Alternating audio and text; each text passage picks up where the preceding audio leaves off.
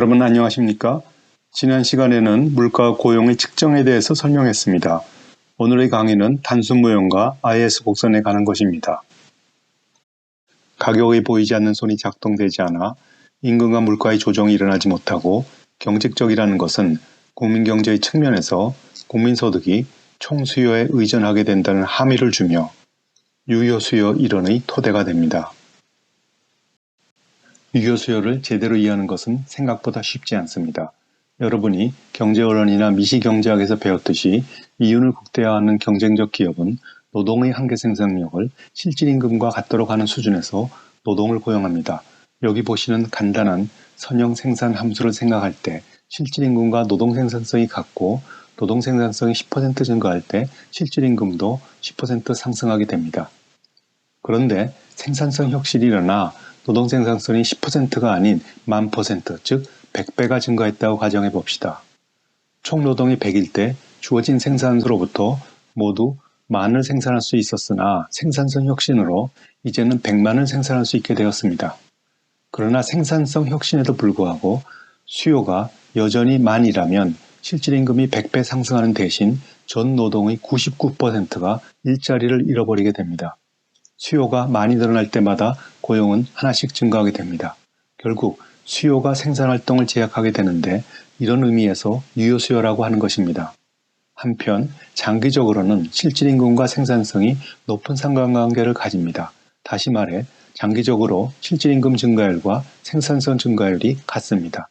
앞서던 예에서도 장기적으로는 생산성 혁신으로 실질임금이 100배 상승할 것이라는 추정을 할 수 있습니다. 국민경제가 더 이상 유효수요의 발목을 잡히지 않을 충분한 긴 시간대에서는 그렇다는 말입니다. 저축과 투자가 같다는 국민경제 균형 조건은 다시 소득이 소비, 투자, 정부 구매의 합과 같은 등식으로 나타낼 수 있습니다. 단순 모형의 핵심은 소비함수에 있습니다. 이 소비함수를 케인즈 소비함수라고도 하는데 소득의 한계소비성량이 소득 수준과 관계없이 일정합니다. 이를 이용해 균형 국민소득을 승수값인 알파와 독립적 지출 A바의 곱수로 나타낼 수 있습니다. 공급이 유효 수요에 제약을 받는 단순 모형을 그림으로 보이자면 A, B로 표시한 총수요 곡선이 45도 기울기를 가진 직선과 만나는 이 점에서 균형이 일어납니다. AD 곡선의 기울기는 오른편 소비함수의 기울기, 즉 한계소비성량과 같습니다.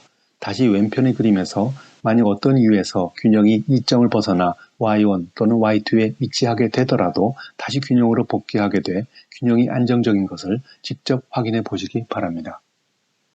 여기서는 독립적 지출의 하나인 투자가 1이 증가할 때 국민소득이 승수값 알파만큼 증가하는 것을 그림으로 보여줍니다. 이 그림은 승수효과가 작동되는 동태적 경로를 보여주는데요.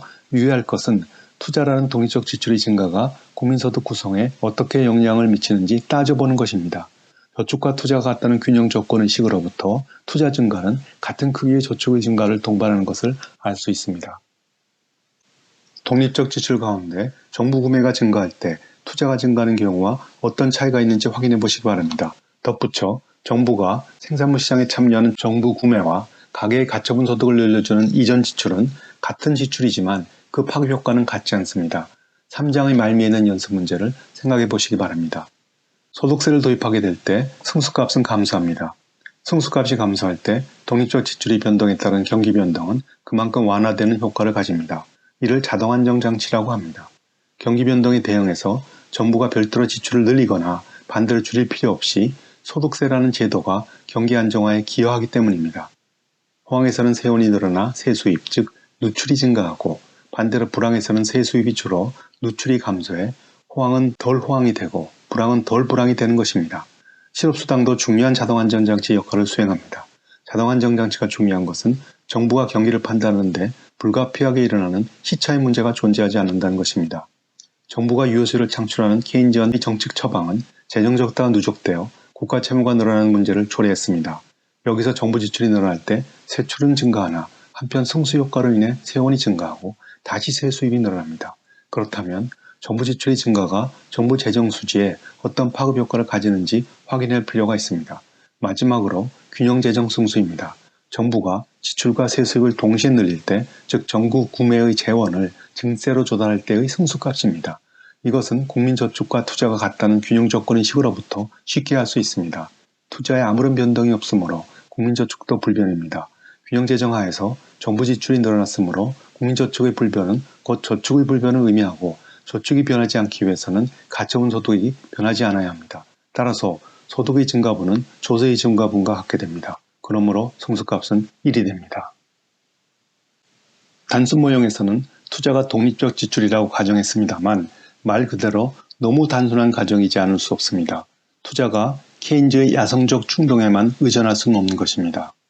투자는 독립적 지출에 의존한 부분과 아리 그림에서 보듯이 금리에 의존한 부분이 모두 존재하며 금리가 오르면 수요가 감소하고 반대로 내리면 증가해 투자가 금리에 탄력적인 것으로 가정했습니다. 왜 그런지 표를 보시기 바랍니다.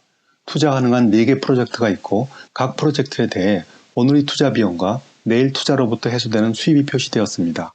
여기서 4개 프로젝트 가운데 하나만 선택하는 경우를 생각해 보죠. 선택 기준은 수입에서 비용을 뺀 순수익이나 수익률을 생각해 볼 수 있습니다. 순수익 기준으로는 4번째 프로젝트가, 수익률로는 첫 번째 프로젝트를 꼽을 수 있습니다. 그러나 올바른 선택 기준은 수익률입니다. 왜냐하면 투자의 기회비용을 생각해 보아야 하기 때문입니다. 쉽게 말하자면 은행에서 돈을 빌려 투자하는 경우를 생각하면 되겠습니다. 비록 내 돈으로 투자한다고 하더라도 투자하는 대신 그 돈을 은행에 예금하는 대안을 따져보겠죠. 그러므로 이자율이 오를 때 투자 수요는 감소하게 됩니다. 다음은 투자 수요가 금리에 탄력적일 때 생산물 시장 균형 조건의식이 되겠습니다. 이와 같이 소득이 증가하면 저축도 증가하고 금리가 내리면 투자가 증가할 때 생산물 시장의 균형을 이루는 소득과 금리의 조합은 우하향하는 모습을 가지게 됩니다. 예를 들면 임의점 2에서 생산물 시장 균형일 때 소득은 변하지 않았으나 금리가 상승해 A로 이동했다고 가정하면 투자 수요가 감소해 투자 수요가 저축보다 작아져 순누출, 즉 생산물 시장에 초과 공급이 일어나게 됩니다. 그러므로 균형이 회복되기 위해서는 저축이 감소해야 하며 저축이 감소하기 위해서는 소득이 감소해야 합니다.